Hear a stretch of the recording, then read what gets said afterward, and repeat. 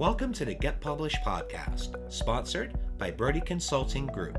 To get more information about our coaching, publishing, executive ghostwriting, and podcast production services, go to getpublishedpodcast.com.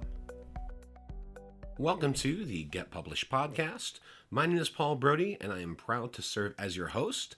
And today we are doing a special solo cast episode. And the reason I wanted to do this is because I've spoken with quite a few people of late in regards to their books and getting guidance. And one of the biggest challenges that I have noticed, and it's probably one of those evergreen type of issues that I think people have the challenge every year when they're thinking about finally getting that book done. And I think the main thing is just getting started. And one of the things that I always share is that anyone can start and complete a book typically within 10 days, especially if it's a nonfiction book. If you're utilizing it to be the foundation of your business, then it can be done. And I wanted to share today in this special episode exactly how you can do that. So one of the quotes that I share often is from Lao Tzu, where the journey of 1,000 miles begins with the first steps. And that's exactly what this process is. Just get started. That is really the main battle, is as long as you just get started, then you can get this done. And you can do this one of two ways. You can do this when it inspires you to get done, when you have the inspiration and you can just start writing, or you can set up a daily writing habit where you don't even need to write the book. You can actually record the book via audio. What you could do is use the voice memo app on your smartphone and very easily come up with 10 talking points. So your outline. The first thing you want to do is have that outline to have the game plan and come up with 10 talking points. And then from that point, just expand on those. And what you could do is you could focus on one talking point each day.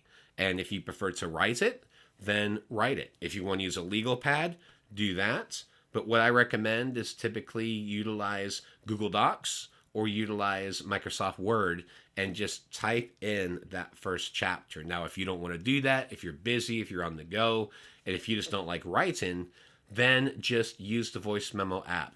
Click record, mention the name of that talking point, that chapter, and then just start talking about it. And I know I'm making that sound overly simplistic, but that is literally all you need to do, and just get into the habit.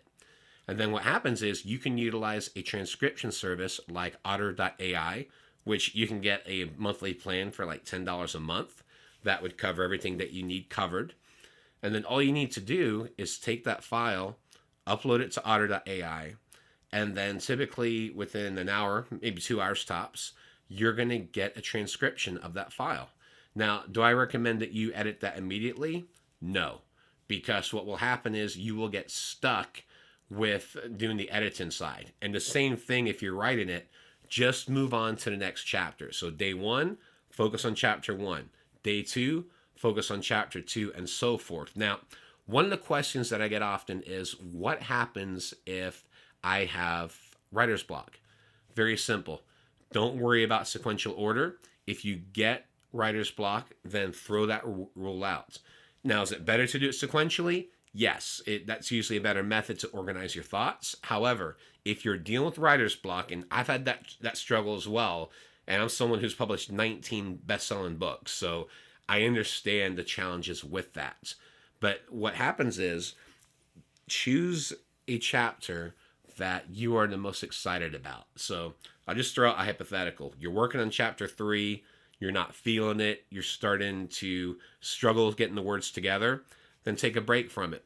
Go back the next day and think about the chapter that you're most excited about. If that means that you're writing about chapter 10, then focus on chapter 10. And then what will happen is the creative juices will get going, they'll get started, and you'll be inspired, and then you can go back to that chapter that you were struggling with. Now, the other thing is, many people already have a ton of content, whether that's blogs, research articles, talks, whatever that is, you may already have a ton of content that you can repurpose. With several of our clients, what we've done is actually taken their group coaching programs or and different variation of an online program. And we've taken that, transcribed it, and basically used that as the basis of the book, and just had them add certain points in with each chapter. So you may not even have to start from scratch. You may already have a lot of content that you could take and you could repurpose. And I'll give you an example of that.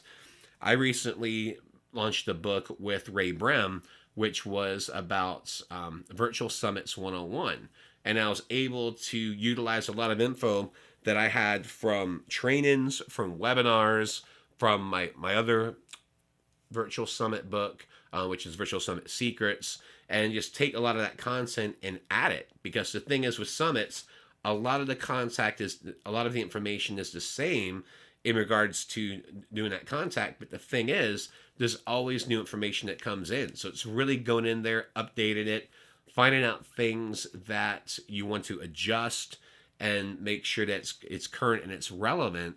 But it's one of those things where if you're doing this for a living, like as a book publisher or as a virtual summit expert, then you can easily utilize the knowledge that you already have. You can utilize the training that you already have, different training events, webinars, books, whatever that is, and you can take that information and utilize that for your book. But again, if you're starting from scratch, then 10 talking points over 10 days. But the main thing is just getting started. That's the number one challenge.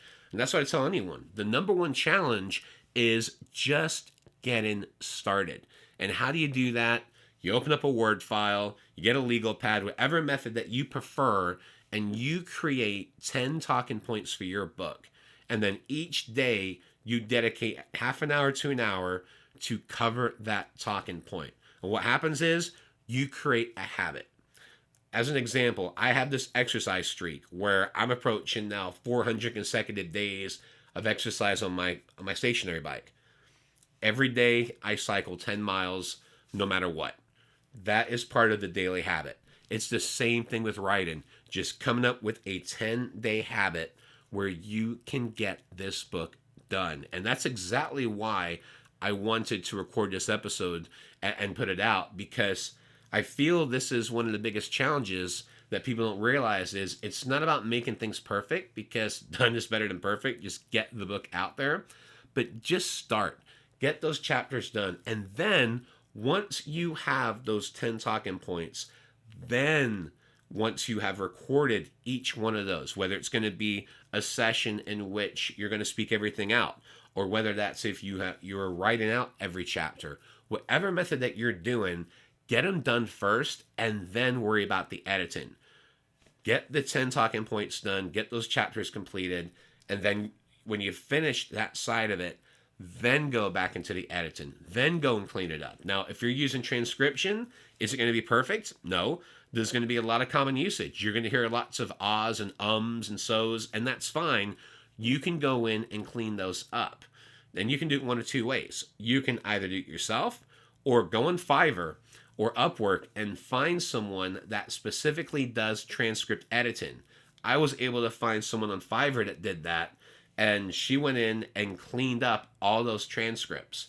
And then from that point, you can take a look at it again, make sure everything looks good, and then send it to an editor. You definitely want to have a transcript editor, and you want to have your main editor for your book with this. And again, don't do this yourself. If you're going to be in for a world of hurt, and trust me, I had made the mistake of editing transcripts for one of my virtual summits, and it literally damaged my eyes because there was just so much work involved. So I take that and now I completely outsource that process.